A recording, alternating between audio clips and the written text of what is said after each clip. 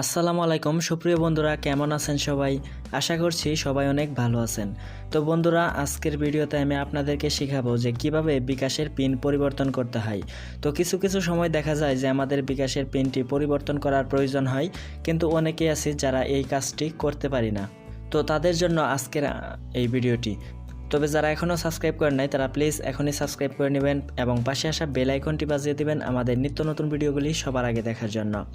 তো এখন বিকাশের পিন পরিবর্তন করার জন্য সরাসরি আমরা চলে যাব ডায়াল অপশনে। তো আমরা চাইলে কিন্তু বাটন ফোনের মাধ্যমে এসব কাজ করতে পারবো। তো ডায়াল অপশনে গিয়ে ডায়াল করব *247#। ডায়াল করার পর আমরা এখানে কল করে দেব যে নাম্বারটিতে বিকাশ করা সেই নাম্বারটিতে। তো তারপর এখান থেকে আমরা 8 নাম্বারে একটি অপশন আছে মাই বিকাশ। তো আমরা এখানে 8 টাইপ করব এবং সেন্ডে ক্লিক করে দেব।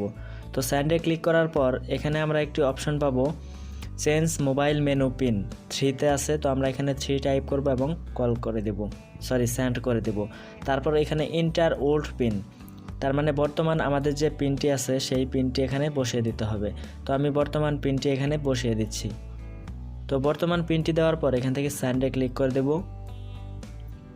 তারপর এখানে এন্টারে 5 ডিজিট নিউ পিন, তো আমরা একটি নিউ পিন দিয়ে দেব।